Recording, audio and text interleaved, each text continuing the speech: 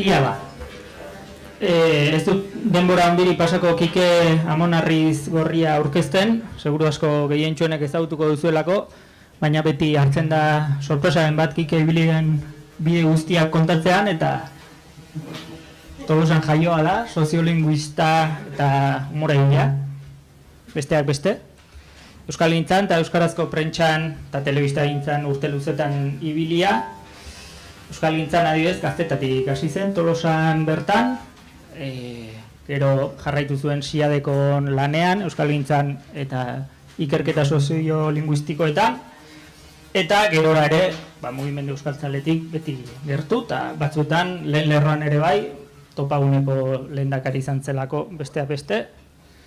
Mila modutan aritu zen, euskarari jotakeak ateratzen, telebistan ere, txiste kontatzen, argiako kolaborazioetan, lehen txiskola, miluze, tribuaren berba, oie guztietan ere bai, eta hortaz gain, esan du Siadekon ikerketan ibili zela, hainbat liburu atera ditu euskararen soziolinguistikaren inguruan, etorkizunaren inguruan, gaurko gaiaz ere zertxo bait esana da, lehendik, eta seguru asko guzti horrengatik euskaltzain urgazle ere izendatu zuten, 21.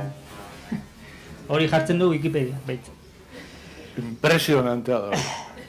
Adierazkortasun euskaraz lantzeari buruz hitz egiteko eta horren sozializazioari buruz hitz egiteko, guk jakinen askotan erabiltzen dugu aritu edo aditu figura, Kike seguru asko biak izango da, aditu eta aritua. Ia nola defendatzen duen titula. Eskerrik asko, Aritz. Egunon, tangi etorri guztioi. Aitorpen batekin hasiko dut, batzuk entzuko zeniaten inoiz.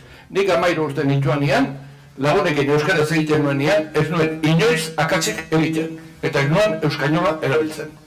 Euneko erderaz egiten nuen. Horretik, Juneren azken hitzekin oso identifikatua sentitu naiz, ze gaurko gaia, adierazkortasunaren bila egindako bizitza izan delako nerea. Iztun akonplejatu eta euskera kamutsa zeukan persona baten ibilbidea. Txiste kontatzen hasen izanean, nik txundituta entzuten nion Jose Ramon Galarragari, aldamenean izaten nuenari, haren euskera aberats, jori, emankorra, zenerea zen kamutsa, istuba, Tolosar kaleume batena. Askotan aipatu dut, Tolosa eta Azpeitiaren arteko alderik handienetako bat soziolinguistikoki gaur egun dela, gure belaunaldiak ez zuela kaleko hizkera kolokialik izan. Gure kaleko hizkera kolokial guztia erderazkoa zen. Inguruko harrietatik gero jaso dugu pixka, baina hori, Junek esaten zuenean gu ere Bilbotik edo Amaiak Bilbotik abitu ginen, etzen hain diferentea Tolosa eta Bilbo garai hartan. Ingurunea bai, baina ez bertako realitatea. Eta pixka gaurko refleksio asko ere hortik edatoz. Puntu batzuk ekarri ditut, ez dizuet esango zenbat estresa sortzeko, eta, lehenengoa, eta izenburuarekin lotuta. Adierazpen askatasuna defendatzeko, adierazpen eskastasuna borrokatu behar dugu. Idea ez da nerean, Jon Horariagarrena da, baina uste dut oso kontzeptu indartsua dela, adierazpen eskastasuna. Eta uste dut, gaur egungo mundu honetan gainera, errebindikatu behar balin badugu adierazkortasuna, hain zuzen ere da, ideia konplexuak behar ditugulako, hausnarketa emankorrak behar ditugulako, eta defenditzen balin badugu justizia, demokrazia, elkarbizitza, ezinbestekoa dugu adierazkortasun sozial maila hori igotzea, ez? Gizarte justu, solidarioago bat, irekiago bat, askeago bat lortzekotan behar ditugu herritarrak beren ideiak defendatzeko, adierazteko, eztabaidatzeko gai izango direnak. Eta hori ez da lortzen bakarrik aula hostia da esanik behar dugu maila konplejoago bat. Eta badakigu, tamen nahi luzatuko, zein daukagun egoera. Gainera egun hauetako azterketen harira sortu den hori badaukagu batetik, baina badakigu gure ikasleak ikaskuntza derrigorrezkoa amaitutakoan ez dutela denek ez da gutxiagorik ere euskara maila egoki bat behar duten adierazkortasun behar dituzten adierazkortasun behar bezala erantzuteko, eta bestaldere badakigu, eta normala den bezala, berreskuratze prozesu batian, gure hiztun gehienak hobeto moldatzen direla erderaz euskeraz baino. Berez, hori da gure markoa, eta uste dut hor kokatu behar dela gaia, ez? Bueno, bigarrena da, hiztun aktiboak sortzea, lege betekizuna izateaz gain, ezinbestekoa da adierazkortasuna bermatzeko. Bueno, lehenengo idea hemen da, gure hezkuntza sistema ezin liteke mugatu, euskara irakastera. Esango izuet, azkenengo urte hauetan, tokatu zaizkit hainbat hitzaldi, batzuk iralen, beste batzuk ikastetxetan, eta bueno, bakizu hemen, gaur PowerPointan, ematen du bestela ez dezula hitzaldia prestatu, ez da, PowerPointan ez da simplea izan behar. Eta beti ematen du, PowerPoint bat, 25 diapo, bat, hitzaldiaren erditik aurrera galdera bat, zuzentzen dien irakaslei, ohartu nintzen arte, gakoa antzegoela. Eta hori, arrezkeruztik irakaslei, edo ikastetxetan, irakaslei, emandako hitzaldi guztietan, hitzaldia hasten dut galdera honekin. Zuen ikaslei, ikaslea realei, galdetuko banie, zein den beraiek ikastetxearen aldetik sentitu duten benetako helburua, helburu erreala ez txostenetan dagoena, ez halako irakasleak edo beste, ez. Ikastetxearen aldetik ze helburu sentitu duten, zer erantzungo lukete? A. Euskeraz irakatsi, D-ereduko ikastetxeatzen zarea da. Euskeraz irakatsi. Eta punto. Edo B. Hiztun aktiboak sortu. Iraren emandeko 5 hitzaldietan, gutxi gora bera 300 irakasle, gutxi gora bera 300 ikastetxe. A. Erantzundakoak. Gutxi gora bera 270, B. Erantzundakoak gutxi gora bera 30. Koatzen naiz, batean, gertatu zala 300 zauden, eta dena, bueno, A. B. Eta pena zen duen grabatu bideon, zei, erreakzio izatzen.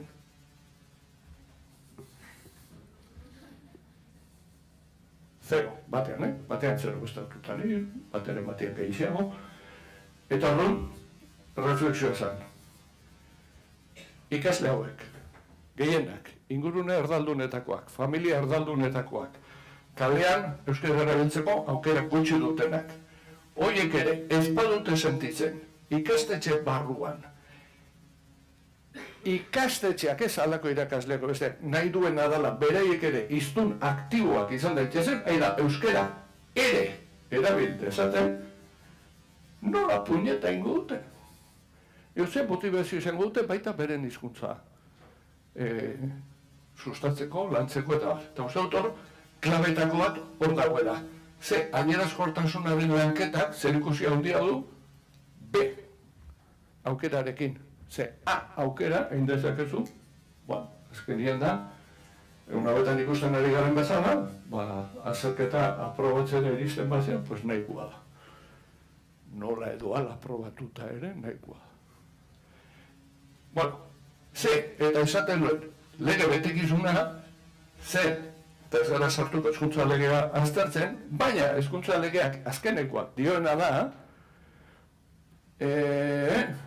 hezkuntza komunitate osoaren ardura da ikaslei profil eleaniztuna eta kultura artekoa multimodala, garatzen laguntzea mundu global eta kultura iztun batean integratu, eta, hau nerea da, euskararen erabilera aktiboarekin konprometitu daitezen, eta euskal kultura ezagutu eta hura garatzen eta uneratzen lagundu ezaten. Beraz, A opzioa ilegala da. Eta gehieneko gaude. Naiz eta hezkuntza plangintzak izan, naiz eta helburuak izan, naiz eta Naiz eta, gehienak hemen. Eta, hau, hain gordin planteatzen denean, normalean irakasleen erreakzioa da, positiboa da, esan ez, ostia, nun gaude, mugitu beharko dugu. Bien, honek eskatzen du beraz, uste dut, adierazkortasuna erlanketa sozial horretan, besteak beste eta irakaskuntzari begira, ikastetxeen kezka eta ilusio, gustatzen zait bi hitza batera esatea, kezka eta ilusio partekatua. Hezkuntza komunitate osoaren aldetik. Eta gaia hezkuntza sistemaren eta ikastetxeen eta irakaskuntzaren erdigunean jartzea. Bale. Eta hori esan dugu, komunikazio egokiak onura adierazkortasunaren lanketak onura asko ditu denontzat. Eta uste dut, eta hori ere, nabarmendu behar dugula. Autoestimua eta horreka personala. Hobeto komunikatzeko kapazitatea balin dauzu, autoestimu personala hobetzen da. Ez? Horren kontrakoa da, esan nahi eta ezina. Ez? Ez hori, bueno, leheno aipatu duzuen area, azkerian, izan liteke movimendu bat, egoera bat gotzen naiz, hau, Bizkaiko herri batean, kontatu ziaten, ez dut esango bazparitzen, patioan, zeudela pimutiko, borrokan, baino ella jotzia, eta bestiei, jo puta cabrón, desgraciado, te voy a partir la boca, la hostia, me cago, Dios, tal, tú que está la de euskera. Tonto la pico. Batean berdin daukazu, hori guztia, eta bestean berdin daukazu, tonto la pico edo hartaburua jatu bat, problema daukagu. Bueno, kokapen sozial horretzen laguntzen digu. Ez nahiz hemen, hau, azterketen kontuarekin, arreba kontatu ziamen bere lagun batek euskarako azterketa bat, bukatu, eta amaieran jarri zula. No es que sea tonta, es que sepa euskera. Ez? Bizkat, bueno, hori ere, denoi gertatzen zego, pues ezin badin badezuaren irazi, eta uste dut hau, badela gai kolektibo bat, ez? Eragiteko, konbentzitzeko almena, eta hori autoeskundea, negoziazioak eta hori, empatia eta bar. Eta euskarari buruz, hau dena aplikatuta, esango nuke, nazio mailako jardueretan, honek eskatzen duela, euskera batua erabiltzea. Hori da, komunikazio nazionalerako bermea. Baina, tokian tokiko eta egoera bakoitzera egokitua noski. Euskararen kalitateari buruz, egoren dela aspaldi egin genuen txosten bandun, euskara zuzena, egokia, jatorra aipatzen genituen, eta gero esate garen, euskara hona zer da? Bueno, euskara zuzena zer da?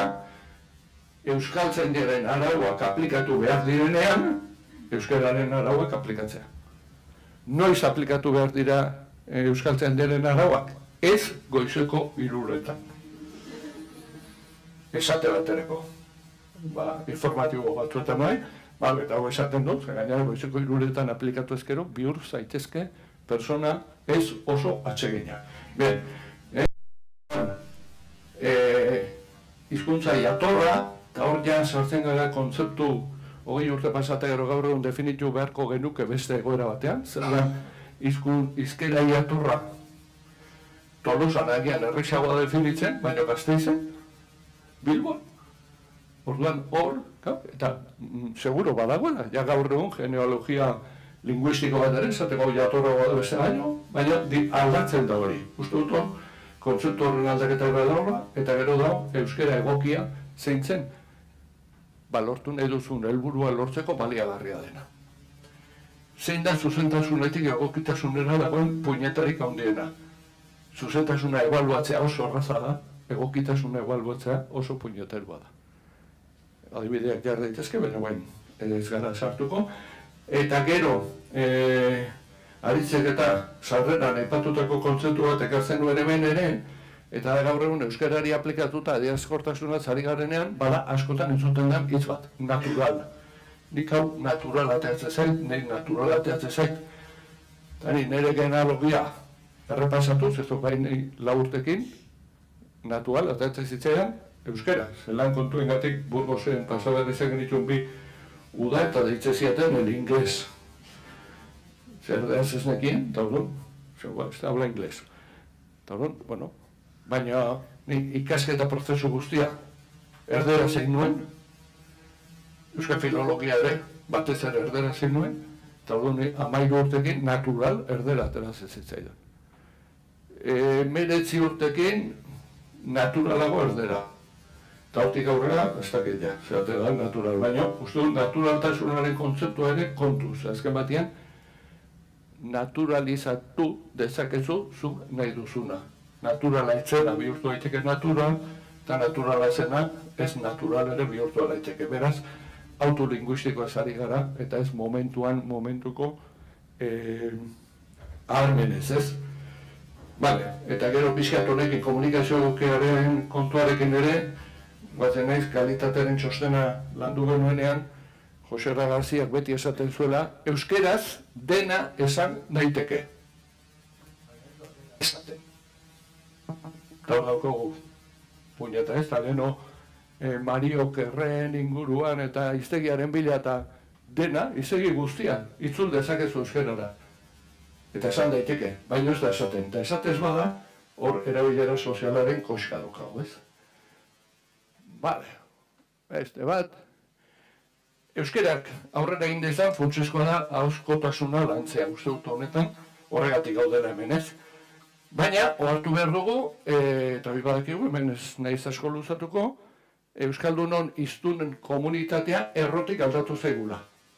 Zorionez, gero eta gehiago dira, familia eta ingurune erdaldunetan jaiotzen diren euskaldunak. Hori daukagu batetik. Tipologia soziolinguistikoak guztiz ugaritu zaizkigu. Euskararekiko ezagutza eta kontaktu maila oso desberdinak dira.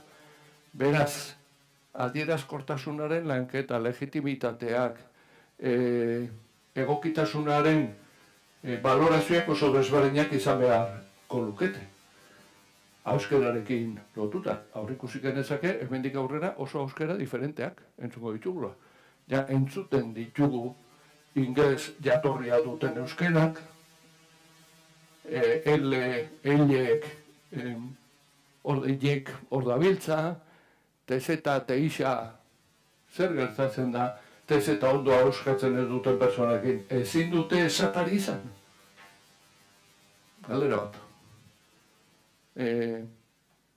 Esatari izateko tezeta ondo auskatu behar duzu, edo jakindik badaukagula multzo handi bat tezeta auskatzeko gai ez dena ezin dugu hori legitimitatu? Hor sortzen dira galdera puñeteroak. Gazteekin, ikastetxetan eta tokatzen zait, itzaldi desiente bat, eta beti jartzen diat galdekizun bat, da, zein da zuen ustez, ez zuek konkretuki, ezik eta gazteok, hemen herrizari aldatzen da, euskara ez erabiltzeko dituzuen arrazoirik nagusienak. Ton beti ateratzen dira, hiru. Bueno, beti, eta kasu guztietan ateratzen da ohitura. Ohitura, inertzia, eta horregatik ere euskaraldian helburua zen hizkuntza ohiturak aldatzea. Baina ohitura horren azpian, zer aipatzen dute batez ere. Bat ezagutza eskasa. Eta bueno, lasai, albiste bat, oizo endatzen da. Biharrena, lotxa eta arraro sentitzea. Uste dut, hori ere, importantea dela. Eta ingurune erdaldunean bizi den gure euskaldungoaren gehiengoa normala den bezala, arraro sentitzen da euskara zitzen asterekoan, eta asko lotxa sentitzen dute. Eta hori lotzen dut asko autoestimu linguistikoarekin. Hau da, Bilboko, Oiongo, Baionako euskaldun batek, edo sentitu behar du, autoestima linguistiko ikeragarria, eta ondo ulertu behar du zein izan den, bera euskaldun izatera iristarazi duen prozesu historikoa. Eta prozesu historiko horretan, berak duen euskera hori lorpen sozial badela. Hortik, autoestimu linguistikoa. Eta gero, hirugarrena izaten da, inseguridade linguistikoa. Hanka sartzeko beldurra. Eta uste dut, horrene, adierazkortasunarekin, lotura zuzena duela. Azkenean, ez baizu erabiltzen, ezin duzu hobetu. Gero dago, gure ondare linguistikoaren transmisioan. Eta hor, usune nabarmena ditugu. Batzuetan daukagun ondore ez da transmititu, 1000 adibide dauzkagu, eta gero beste batetik falta zaizkigu ere erreferentziak. Eta hori, interesantea intzaituek ere nola egin duzuen bilaketa hori. Ze askotan badaude erreferentziak, hor daude. Gau, historia da hori nola sozializatu. Esan daiteke, baina nola lortzen dugu hori sozializatzea. Eta horrelako esperientziak interesanteak dira, nola lortzen da hori. Hezkuntzan, gertatu zegona azken 40 urtetan, batez ere, adiera formala lehenetsi dara, eta orduan daukagu orain. Sekulako multzo bat, matematikako ariketak, euskaraz egin ditzakenak inu garazori gabe, baina gero, tontola piko besterik ez tokara patrekan. Eta orduan, gure historia guztian ez bezala, orain derrepente daukagu masa handi bat. Formalki oso ondo moldatzen dana, baina euskaraz ligatzeko, txiste bat kontatzeko, edo sarretzeko, falta zaiona. Eta uste dut horrek, buelta bat ere, behar duela. Hau da, nola lehenetzi, egokitasuna eta zenbeste zuzaztasuna. Eta hor dago, bueno, eta nola landu gauzkotasuna eta adierazkortasuna, uste dut hola flash batzuk botatan, kontzientziatu behar dugula hori batez ere, hezkuntzan irakasle guztien ardura dela, ez euskararena bakarrik, eta hortik kanpo ere badela beste eragile askorena ere, ez? Uste dut motivazioaren lanketara ezinbestekoa dela, eta gero hizkuntza praktika jartzea. Eta hortarako dauzkagu, antzerkia dauzkagu, metodo komunikatiboak dauzkagu, bueno, irpuingintza tailerrak, nahi duzuen guztia. Eta gaur egun, ahozkotasuna lantzeko, eta hor, Mirenek aipatutako gauza batzuekin ere konektatu dut behar da, uste dut ezinbesteko dela, irakurtzaletasuna sustatzea. Paperean. Bai, hola. Eta gero sormena sustatu. Uste dut alde horretatik kontatu duzuen esperientziare oso polita dela, sormena sustatu. Osea, boligrafo gorriak, mesedez, momentu betian, fuera boligrafo gorriak. Zenbat aldi zentzun dugu, hori ez da sekula esan euskeraz. Nola ez ez, oraintxe esan dut. Eta uste dut, eta hori sustatu behar dugula, eta konplejoak kendu, eta horrek aukera ematen duela, gainera, Gasteizen. Edo Sestaon, euskararekin jolasteko eta gauza berriak sortzeko, ez? Rekontatu ezen prozesu oso polita da, eta gainera, Bilbotik etorreta. Bueno, ez da kasualidadea, ne ustez. Ustez badaukala horrek, bueno, beste malgutasun bat, eta beste, ez? Bueno, nik gaur ezin sekulako txolopotea izan dut bidean, une etorri aurretik, eta hori, de repente, ez dakit nondik sortu behar duen, eta bantxuten garaitik, eta izan zen, txolopotia. Bai, bidean kriston txolopotea zen. Ez pauzu inoiz entzun, ulertu duzue. Bien, gero. Bagoaz, bai, ondo. Eskolak bakarrik ezin duenez, bihur dezagun aizialdia, arnazune funtzional. Hau, ide hau, Iñaki Arruti soziolinguistari lapurtu diotez. Zer lortu genezake urrengo 10 urtetan, lortu genezake, eskol lortuz kanpoko jarduerak, euskaraz izatea. Nagusiki, hori lortu liteke. Hori bai dago gure esku. Beste gauza batzuk agian ez, baina hori bai. Eta lortuko garen, eskol lortuz kanpoko eta aizialderen zati oso bat eredukoa izatea, lortuko genuke, praktika komunitario euskaldunak, bizipen positiboak euskararekiko, euskara praktikatzeko espazioak, euskara kolokialak lantzeko esparruak, euskara sektorialak lantzeko, bueno, hori guzti izango genuke. Eta hizkuntza kontzientzia zabaltzea. Eta horretarako behar da, lehen irakaslekin esan dagoa, egitea, begirale, hezitzaile, eta hor daukagun multzo guztiarekin, eta gaina horrek, uste du sortu dezakela ardura kolektibo ilusionagarri bat. Ze hori uste horren funtzionatzen duela, zadabia, zuen artean erdera zoitzuta zaute, baina kagoela letxe, lortu behar dugu urrengoek euskara zeitea txikitatik, Eta horrek sortzen du ilusio bat, sortzen du horronka potente batek. Uste dut eskoletan batez ere familiak ezinbesteko aliatu behar ditugula, eta adierazkortasun hori lantzeko batez ere familia eta ingurune erdaldunetan ezinbestekoa dela kolaborazio hori. Eta hori, bai hemengoekin, bai etorri berriekin. Eta gainera, nik daukadan esperientziagatik, ulertzen dute, ilusionatzen dira eta sentiarazten dituzte komunitatearen parte. Eta gero gertuko komunitatearen baliabideak. Eta hor salten dira, herrietako edo auzoetako eragileak, udaletxeak, eta hor konplizitate horiek, zeu hor irabazten dela adierazkortasuna. Azkenean, praktika guzti horiek euskaraz eginez, ez? Bale. Kolokialak ez dauka zertan, koloniala izan beharrik beti. Batzuetan bai, baina bestetan ez. Hau, Asisko Mendebalde elkartearen 2003ko jardunaldietan botazun ponentzia bat, kolokiala berdin koloniala. Eta uste dut, ulertzen da, justu jo, atzo kasualidadea, ea neun euskaltzen diak, Opa Castillo, onartu zuen euskainola hitza, eta atzo deitu ziaten justu informatiboetatik, korrika eta presaka, zehoz esateko euskainolari buruz. Bueno, eta uste dut gai importantea dela. Hau da, zemen galdera ingo dut, guai nik ingo izuet. Altza dezala besoa bere bizitza guztian jogur de fresa bat jan ez duenak. Deno jandeun noizpa jogur de fresa bat, txikle de menta ere hartzen ditugu, eta, bueno,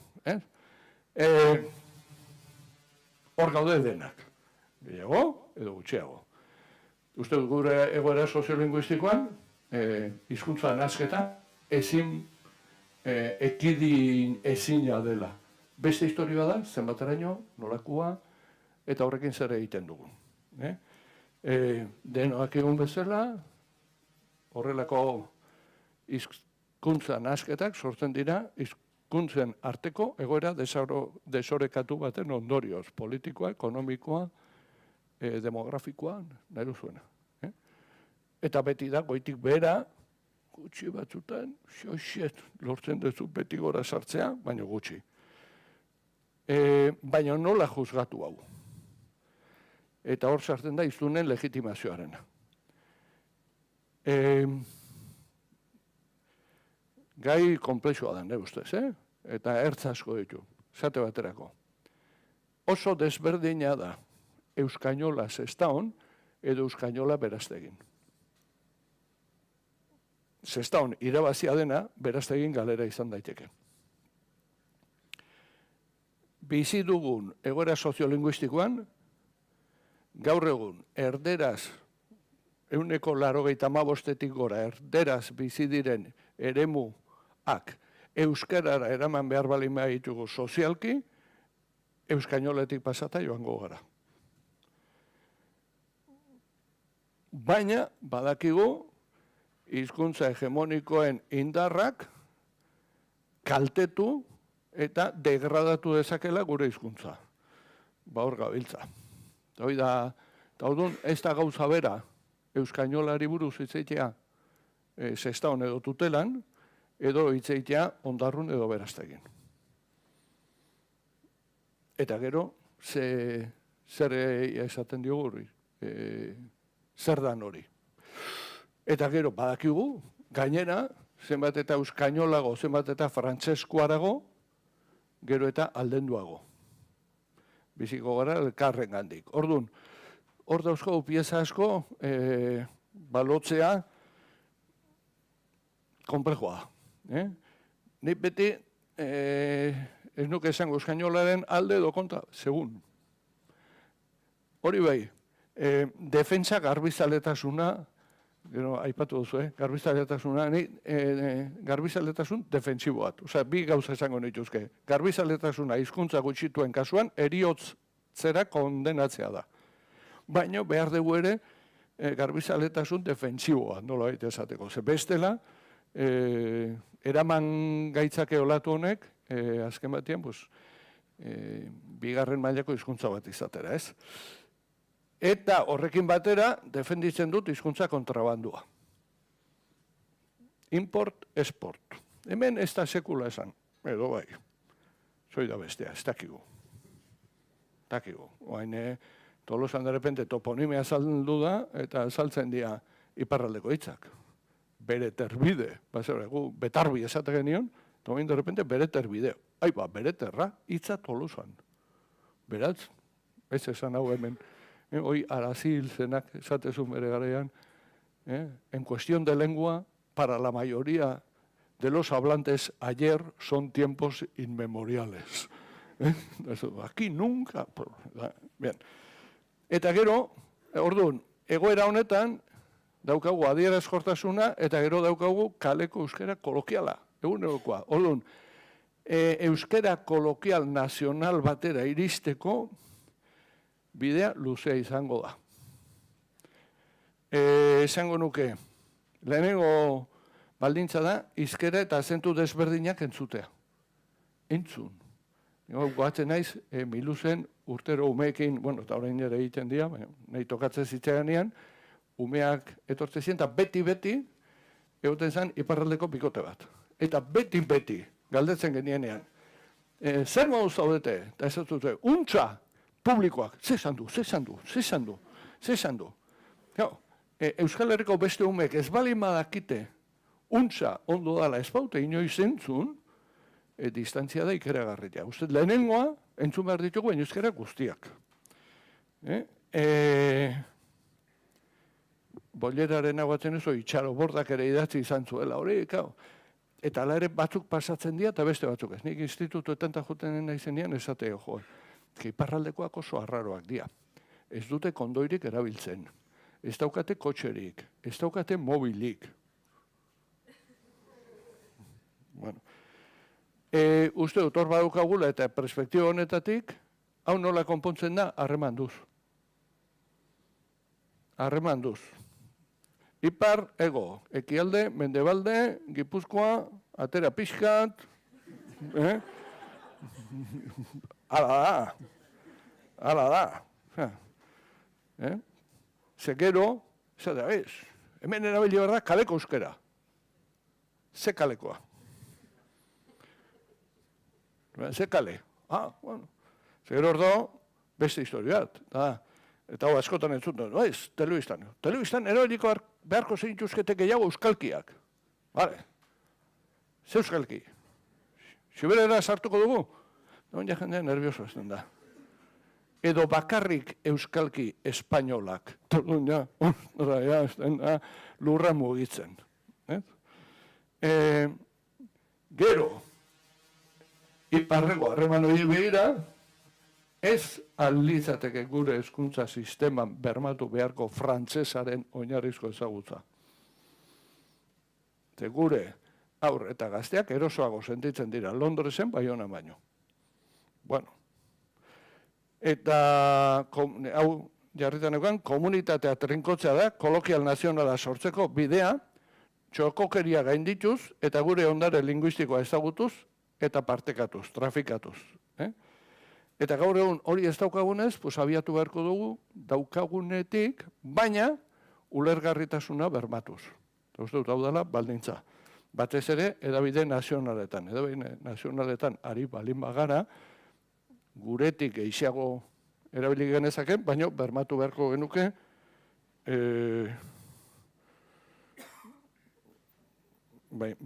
hori da, bale. Gero, hau botako dut. Hemendik aurrean, hitzekin dezagun euskerez eta ez euskalki ez. Hau eskotan aipatzen dut, niretzako badago euskararen historian data oso importante bat. Eta da, Herritxike infernu handi, Oionen grabatu zen eguna. Ostras, aldatu da gure panorama. Zorein dela 30 urte, imposiblea zen, Oionen egitea. Beraz, Sestaon, Oionen, Tafallan, Donostin, Baionan, Herritxiki grabatu bali bada, bertan hitz egin dutenek, zertan hitz egin dute? Oiongo euskeran, Sestaoko euskeran, eta ez dira berdinak. Naiz eta, orain dela 150 urteko, tokian tokiko hizkeren arteko, elkarren arteko ulergarritasuna, baino handiagoa izan gaur egungoa. Uste dut, eta zuek ere asko hitz egin duzu tokian tokiko hizkerak, eta ze oso desberdina da Bonaparteren mapa eukitzea hemen, edo azkenengo inkesta soziolinguistikoarena.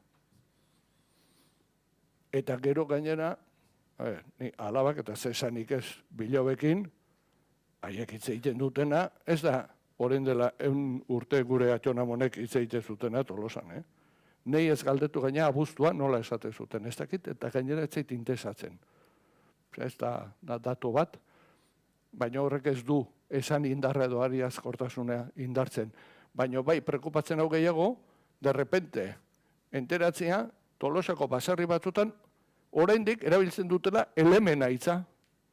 Usua pasada, elemena, eta elemena zer da asko, ez mogollon. Eta ez da, ostras, dauka un mogollon euskera hemen, eta hori galdau dugu. Elemena funtzionatzen bali madu, barrura. Eta gero, uste dut, euskalkien trafikoa indartu behar dugula. Ze goizeko ordu bitan oso desberdina da, ze mouz, eta ez dakizu, osasunari buruz ari zeran, lanari buruz, bueno, baina Tolosan, zelan, untzatxo, osea, ja ez gara osasunari buruz izketan, ari gara beste zehozaz. Eta bukatzeko, uste dut, batua euskalkiak eta lehen ere koldozuaz, eta aipatu oik gainditu beharko genituzkela, horre Mirenekin ere ados, bai, hoi da. Eta gero, eiru idea, ja zuzenean. Norberaren erregistro hizkera gama ezagutu eta zabaldu, uste dut hemen dagoela, eta hori norbera nundik abiatzen den, eta hori zabaldu. Eta hori desberdina da, ingurun euskaldun batean, familia euskaldun batean. Ingurun baina bakoitzak daukaguna. Eta gero, hau askotan aipatu izan dut, nik ez egit beste hizkuntza komunitate eta baino gurean behintzat, daukagun komplejo maila gainditu behar dugu. Zemen euke dugu. Iztun on askuak, akomplejatuta, batua, ez dakitelako. Txikitatik euskara dakitenak, baino Bonaparteren mapatik, koloretsutik kanpo jaiotakoak akomplejatuta, euskalkerik ez daukatelako. Beraztegiko gazteak akomplejatuta Tolosara gesten dinean, beren euskara kaserua dalako. Tolosakoak akomplejatuta, ika ez dutelako ondo hitz egiten. Zarauztarak akomplejatuta, ika hitz egin arren, atxe batzuk behar dian lekuan jartzen ez dituzterako. Baleia. Nondik abiatzen da? Tokiko hizkera bakoitza daukana ez daukala, hizkera formala, ez formala. Guazen, daukagunetik abiatu eta osatu. Hori izan, eta gainera gero adimen artifizialak denok berdinduko gaitu. Gero da, hizkuntzarekin jolasteko ohitura zabaldu. Hori izan da, bizitza guztian, hori izan da obsesioetako. Jolastu, ondo pasa, puskatu, moldatu, lardaiskatu, bilatu, bide berriak, zabaltzen badira. Publizitate tartea. Orain dela 3 urte, Asmos Fundazioarekin, dauzkagu sekuentzia didaktiko batzuk doainik sarean, hizkuntzarekin jolasean. Eta hor daude. Eta hor izan dira, miluze, txisteak, txiskola, horietan erabilitako teknika guztiak, nola erabiltzen dian, nola sortzen dian eroglifiko. Hori dana, eta daukazue doainik. Eta amaiak leheno mantxut erakotsi duenean, eta zazpiak Batman kolektiboaren, historia hori izan zen, txiskolarena ere, hori izan. Bale, ahi bakunin, zebat buruko min. Zegeroi da, biletu, eta uste dut hori asko zabaldu dela, zorionez, eta gero egiten dugunaren garrantziaz kontzientzia hartu. Uste dut hau ere, ahalduntzea hitz egiten dugunean, baina irakasleak, edabidetako esatariak, begiraleak, kontzientzia hartzea, zauden lekuan, zaudela, zure mintza jardunak, oihartzun sozial bat balin badu, horrek zer nolako garrantzia daukan. Eta zuk erabiltzen duzun hori, zabaltzeko eta edatzeko, zer nolako posibilitateak dituen. Horraino. Vale.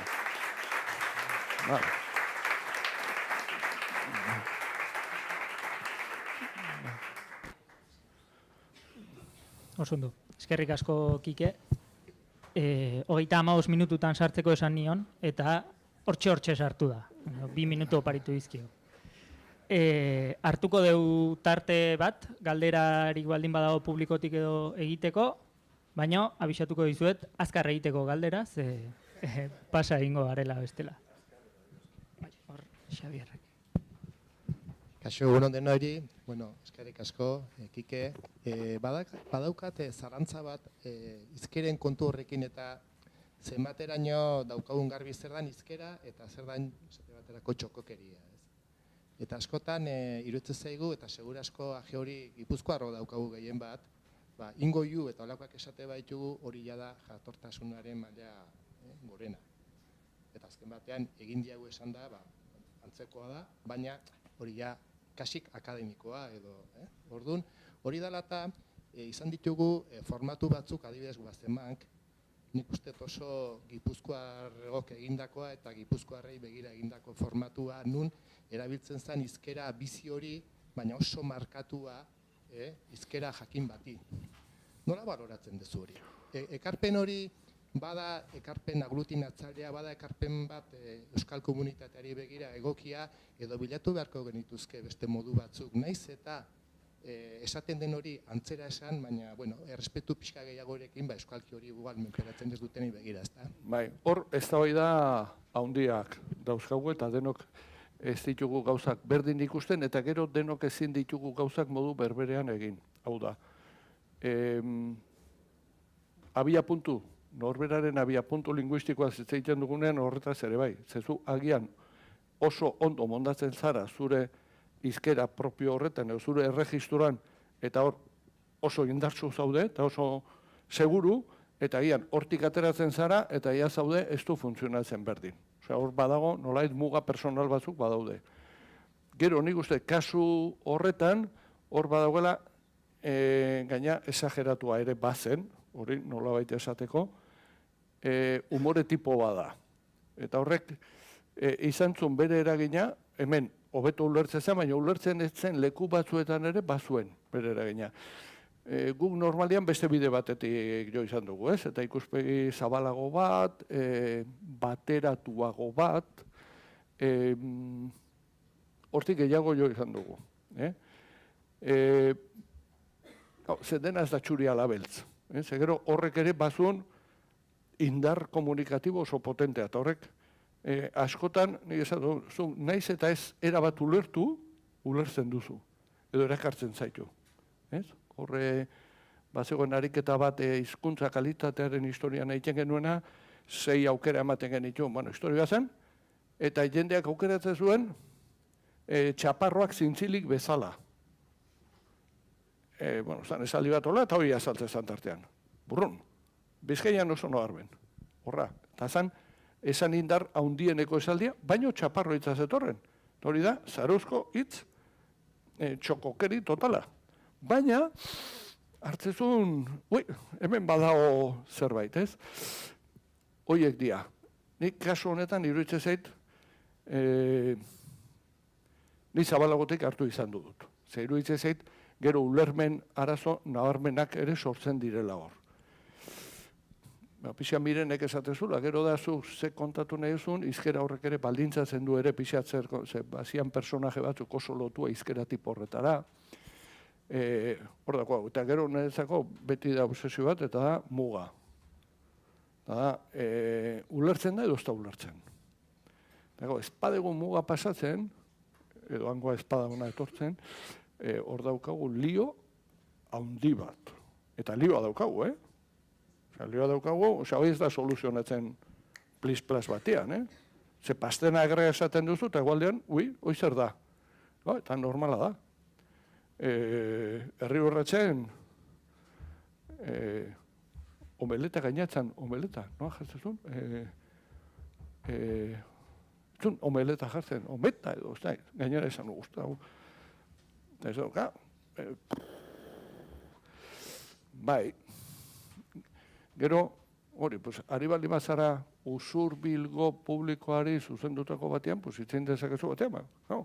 Dona paleun bali mazaude, edo egokitzen zara, edo gauza asko galdu litezke. Eta maila nazionaleko telebista programa batean, Miluzen hori beti zaindu izan du, eta guain ere saiatzen gara zaintzen hori. Eta ez da hain erraza. Eskerrik asko, Kike. Bai, bueno. Bai.